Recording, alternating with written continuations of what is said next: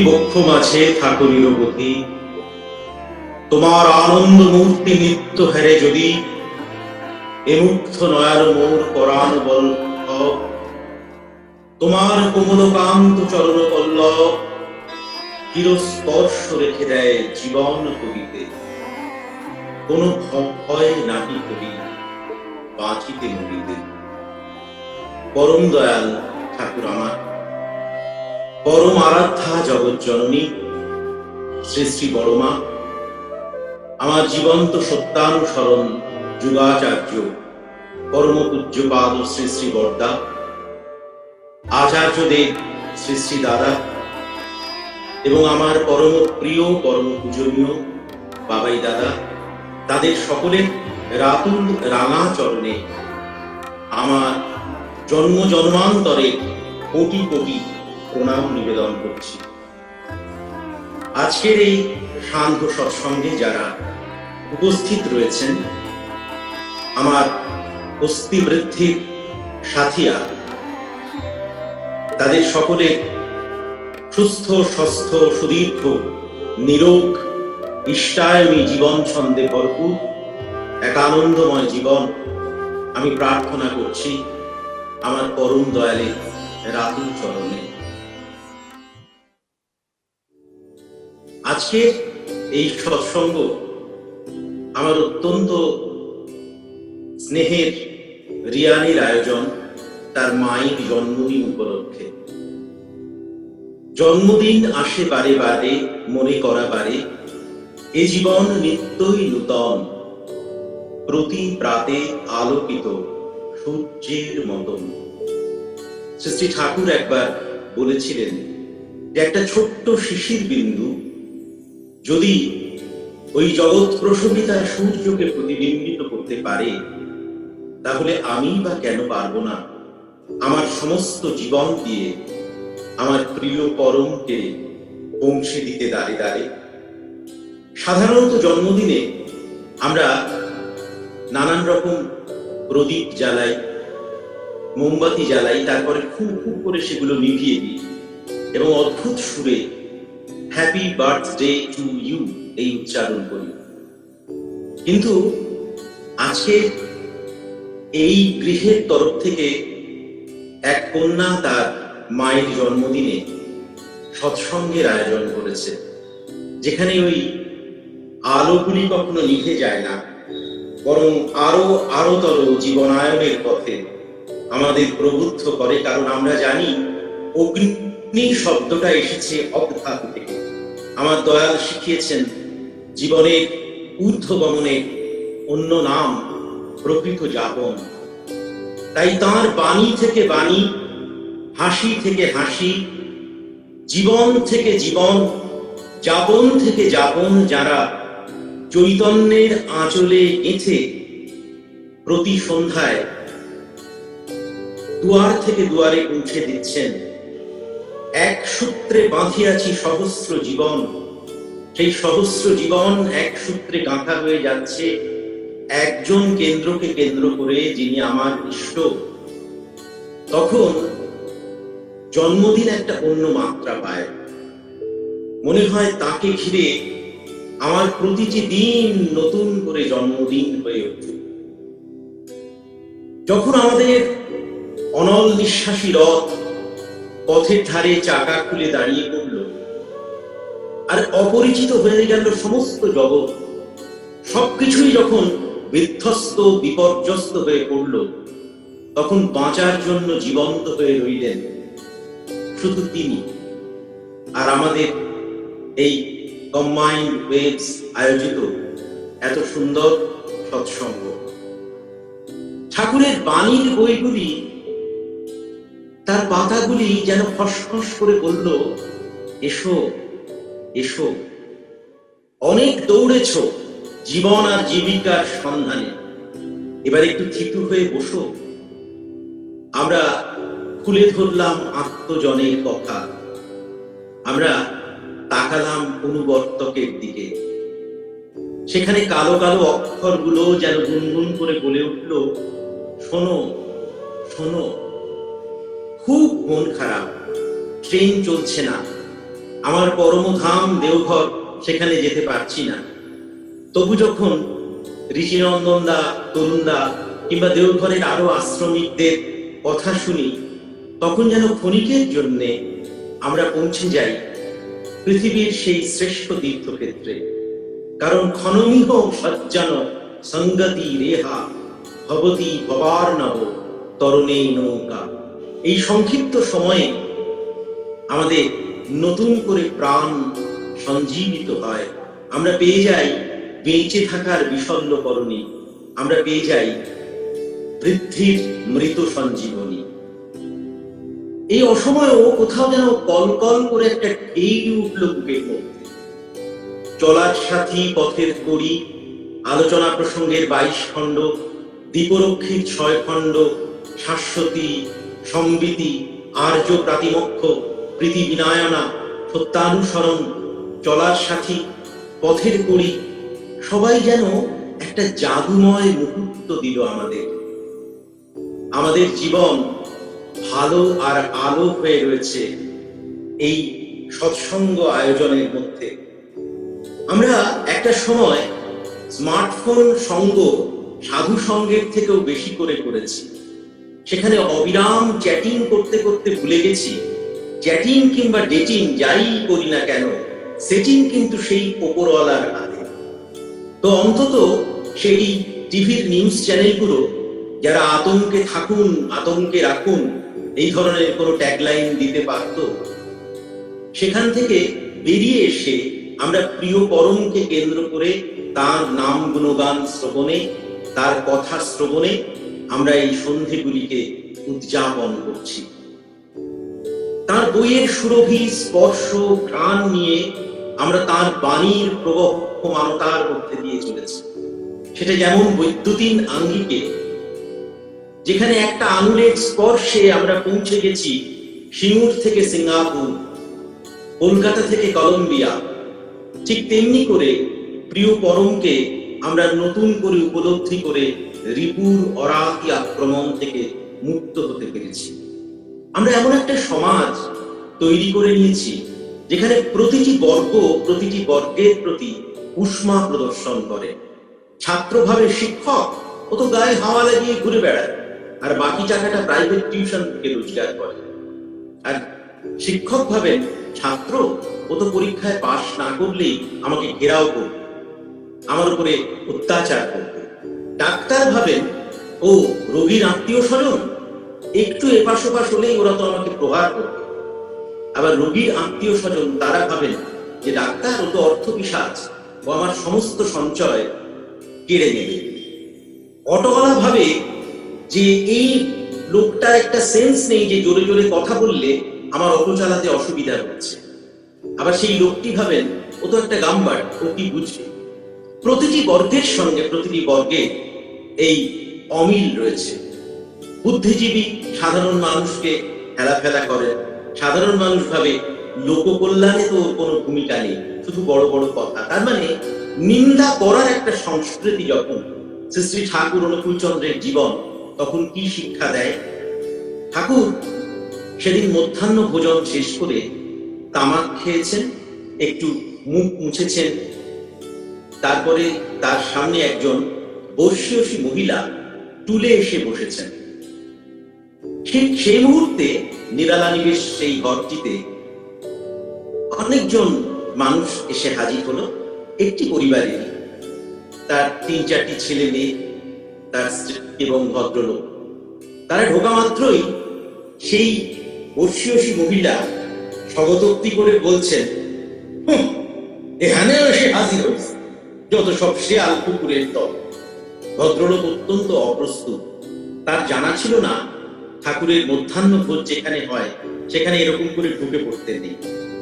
ঠাকুর রীতিমতো সসংকুচিত হয়ে, ভক্তের ভগবান তো, সোজা ওই চৌকি থেকে উঠে দাঁড়িয়ে বললেন, কখন আইসো মনি, কখন আইসো? খাওয়া দাওয়া হয়েছে তোমাদের? আসো কেমন সবাই?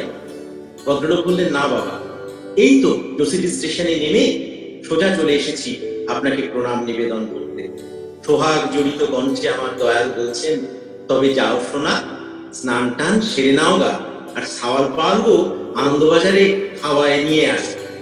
ভদ্রলোক তার স্ত্রীকে বললেন, যাও যাও, ঠাকুর বলছেন তাড়াতাড়ি করে ওদেরকে খাইয়ে দাইয়ে তুমি নিয়ে এসো। প্রণাম করে ভদ্রলোক চলে যাওয়ার পর আমার দয়াল তিনি চৌকি ছেড়ে উঠে দাঁড়ালেন। চৌকি ছেড়ে উঠে দাঁড়িয়ে তিনি হঠাৎ বললেন, এখানে আর থাকবো না, নেই, বাইরে গিয়ে বসবানি। এরপরে বেশ কদিন যায়। সবাই লক্ষ্য করলেন ওই ঘটনার পর থেকে ঠাকুর কোনোদিন আর নিভৃত কেতনে যাচ্ছেন না। একদিন তিনি গোলতাসুর সামনে এসে বসেছেন। আপনারা স্মৃতির স্মরণী ধরে দেওঘরে পৌঁছে গেছেন নিশ্চয়ই। অনেককাল আগের কথা।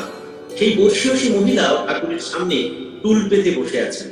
হঠাৎ তিনি ঠাকুরকে বললেন, এই যে এত টাকা খরচা করে ওই ঘরখানা নিভৃত কেতন বানাইছো, তা তোমার মনের মতন হয়েছিল, তুমি ওখানে যাও না কেন?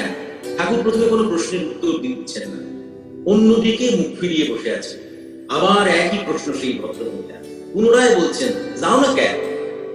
ঠাকুর বলছেন, যে ঘরে আমার বাল বাচ্চারা যেতে পারে না সেখানে আমি থাকি না। হঠাৎ ভদ্রমহিলার দিকে মুখ ফিরিয়ে অত্যন্ত বেদনা বিক্ষুব্ধ কণ্ঠে দয়াল বলছেন, আমার বাল বাচ্চারা যদি শেয়াল কুকুর হয় তবে আমি কে? মুখের মাসলগুলো কেঁপে উঠছে দয়ালে, টলটল করছে চোখে জল, আর মুক্তা বিন্দুর মতো ফোটা ফোটা অশ্রু তার গাল বেয়ে আসছে। না, এরপর থেকে দয়াল কখনো নিভৃত কেতনে প্রবেশ করেননি। অন্যকে অপমান করলে তার প্রাণে এতটাই বাড়ছিল, কিন্তু তাকে যদি কেউ অপমান করত, দয়াল বলতেন, নিন্দে করে না খুব ভালো, কিন্তু নিন্দে সহ্য করতে পারে তো সেটা কিন্তু আরো বড় ক্রেডিট। বিহারি জমজমওয়ালা ডেকলাল, সেই ডেকলাল ঠাকুরকে সারাদিন ধরে গালমন্দ করে, কেন ঠাকুরের কাছে এত মানুষ যান, ঠাকুরের কাছে এত মানুষের আনাগোনা তার পছন্দ হয় না। ডেকলাল সারাদিন ধরে ঠাকুরকে বলছে, ভক্তরা বলছেন ওকে থামাই ঠাকুর, কি আরম্ভ করেছে? ঠাকুর বললেন, না না, কিন্তু ও যে সূর্যটা আজ আমার পেছনেই কাইট করে ফেলে দিল পূব থেকে পশ্চিমে, ওর সাওয়াল পাওয়াল গো খাউন দাওনের হবেটা কি? তোরা চাল ডাল তেল সবজি সব ওর বাড়িতে দিয়ে আয় না। তো ভক্তরা সেখানে দিয়ে এলেন। সারাদিন পর সূর্যদেব লাল আবিরের পুরো ছড়িয়ে যখন অস্ত যাচ্ছেন, গরু খুঁড়ে ধুলো উঠছে, একটু একটু করে টং টং আওয়াজ করে তারা ঘরে ফিরে যাচ্ছে। বিষণ্ণ ক্লান্ত ডেকলাল আস্তে আস্তে করে তার বাড়িতে গিয়ে পৌঁছলেন। পৌঁছানো মাত্রই তার স্ত্রী বলছেন, ঠাকুরের বারণ করেছিল যে আমার এক গাল দিছে, এ কথা কিন্তু তোরা কেউ কবি না ওর বাড়িতে গিয়ে। তো তিনি বলেন, ও তুমি তো আজ ঠাকুরের কাছে সারাদিন ছিলে, ঠাকুর খুব খুশি হয়েছেন। এই দেখো, সে দেখে ধোঁয়া ওঠা গরম ভাতের গন্ধ, তার সঙ্গে সুন্দর করে তেল ঘি দিয়ে রান্না বান্না হয়েছে, সব ঠাকুর পাঠিয়ে দিয়েছেন, যাও তাড়াতাড়ি করে স্নান সেরে আসো। তিনি দেখছেন বাড়িতে প্রবল আনন্দ হচ্ছে। স্ত্রীর কথা শুনে একটু একটু করে পিছিয়ে চলে এলেন দেখলাম। তারপরে দৌড়তে দৌড়তে দৌড়তে দৌড়তে দৌড়তে ছুটতে ছুটতে ছুটতে ছুটতে আছড়ে গিয়ে বললেন ঠাকুরের সামনে, ঠাকুর ঠাকুর তোমার এত দয়া, তোমার এত দয়া ঠাকুর, আমি সারাদিন তোমার গালমন্দ করছি, আর তুমি তুমি আমার ছাওয়াল পাওয়ালদের জন্য এইভাবে তুমি খাবার পাঠাইতেছো ঠাকুর। সে কাঁদছে, আর দয়াল আমার একটু একটু করে হাসছেন, এক চোখে তার জল আর এক চোখে আনন্দ। শালার টাকা অনেক, কি কাম বানায় তুই সে বলছেন। আস্তে আস্তে করে সেই দেখলাম পরবর্তীকালে সৎসঙ্গের একজন প্রধান দীক্ষাদাতা কর্মী হয়ে। এই যে মানুষের বিবর্তন, রূপান্তর, পরিবর্তন শ্রী শ্রী ঠাকুরের জীবনে যেমন, তা আমার আচার্য পরম্পরারও সাধনা। শ্রী শ্রী বর্দা তখন ষোড়শী ভবনে থাকেন। বাড়ির লাগোয়া একটি কাঁঠাল গাছ, হাতের নাগালেই কাঁঠাল পেকে আছে। হঠাৎ দেখা গেল একটা দিককে খাবলে নিয়ে চলে গেছে। ওই খাবলানোটা কোনো কাক, কাঠবিড়ালি কিংবা হনুমানের কাজ নয়। পাকা কাঁঠালটাকে গাছে ঝুলন্ত রেখে এঁটো করে খানিকটা খেয়ে একটা ছেলে পালিয়ে গেছে, 12-14 বছরের একটা ছেলে। হঠাৎই বাজ পড়ে তার বাবা মারা যাওয়ার পরে শ্রী শ্রী বর্দা নিজে পুরো পরিবারকে আশ্রয় দিয়েছিলেন, প্রতিপালন করেছিলেন।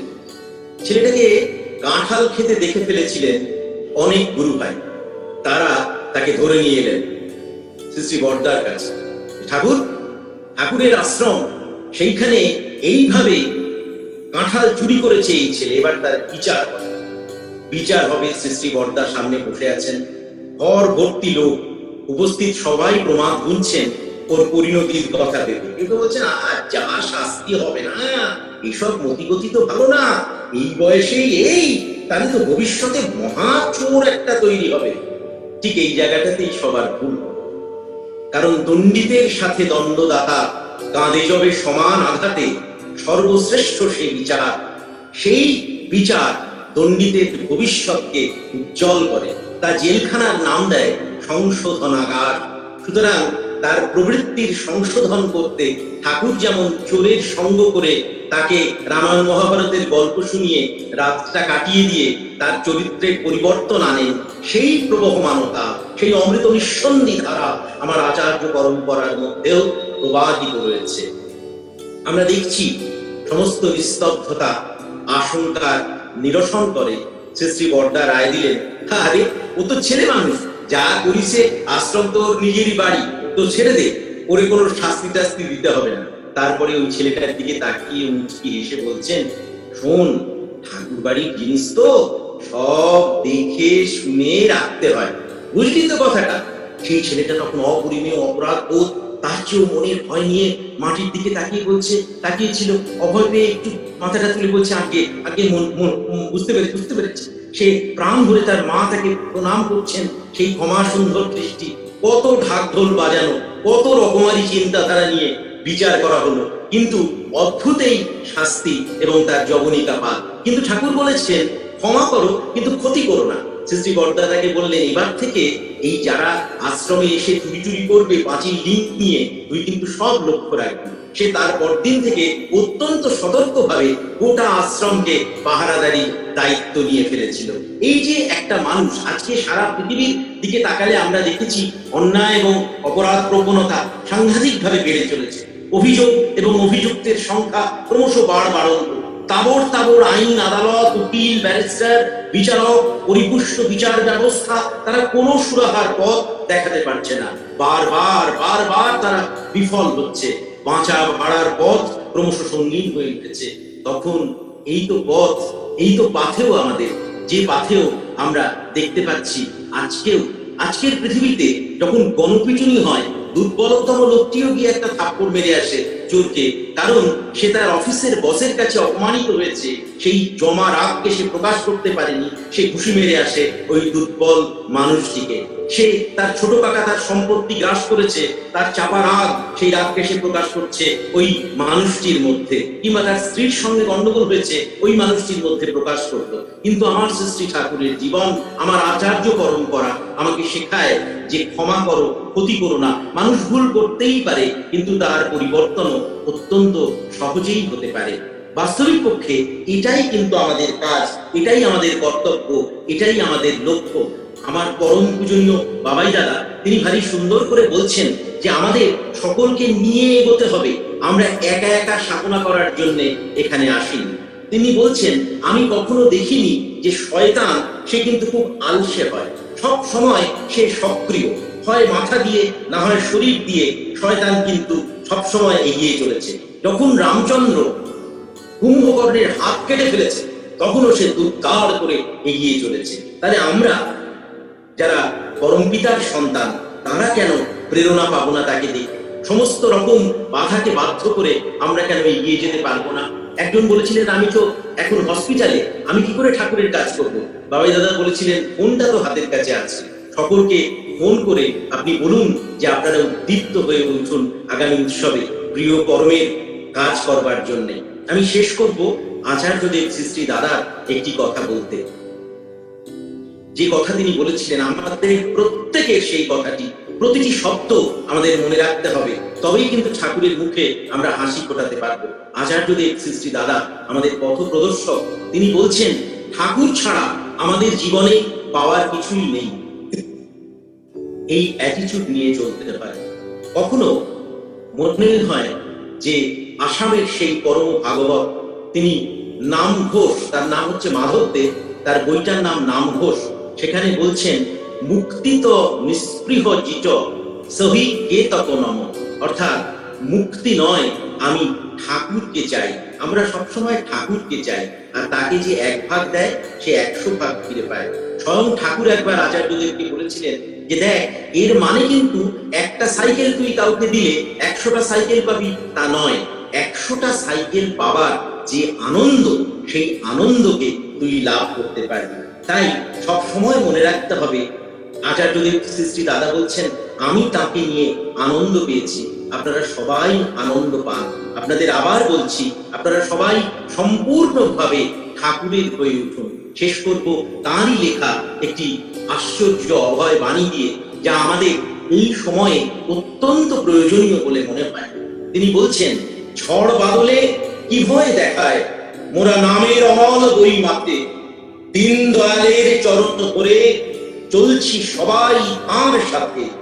ঝঞ্ঝা আসুক, তুফান আসুক, ঘনাক যত মহামারী, আমরা কি আর ডরাই তারে, বিপদ ভয়ের ধার ধারি। বিশ্বের বাঁশি বাজুক যতই, মরব কেন শঙ্কাতে, বিশ্ব ত্রাতার চরণ ধরে মোরা চলছি সুখে তাঁর সাথে। কান পেতে শোন আকাশ হতে সঞ্জীবনী তাঁর বাণী, ভয় ভাঙানো ডঙ্কা বাজায়, স্বস্তি সুধা দেয় গানি। মহাপ্রলয় আসেই যদি, আসুক মোদের সাধনায়, তাঁর দয়াতে বাঁচব সবাই, প্রলয় দেখে কে ডরায়। জীবনে যা ঘটে ঘটুক, মরব কেন চিন্তাতে, তাঁরই সেবার সাধনাতে মোরা চলব অবাধ তাঁর সাথে।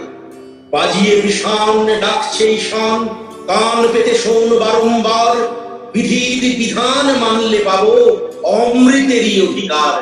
পরস্পরের স্বার্থ হয়ে সার্থকতায় তাঁর দয়ায় সবাই মোরা ধন্য হব, অবাধ চলার সাধনায়। সকল বাধা বাধ্য হবে উদ্যাপনে এই ব্রতে, তারে পূর্ণ করে পাওয়ার তরে মোরা চলছি সবাই তাঁর সাথে, মোরা চলছি অবাধ তাঁর সাথে। আমরা সবাই এই কথা মনে রাখবো। আপনাদের সকলের ভালো হোক, কল্যাণ হোক।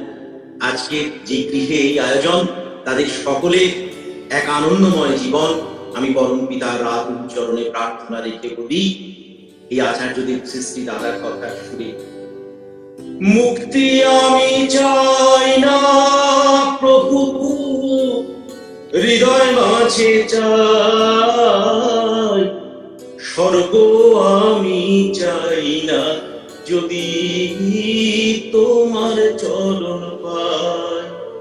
মুক্তি আমি চাই না প্রভু, হৃদয় মাঝে চাই, স্বর্গ আমি চাই না যদি তোমার চরণ পাই। প্রভু তোমার চরণ পাই। জয় গুরু, বন্দে।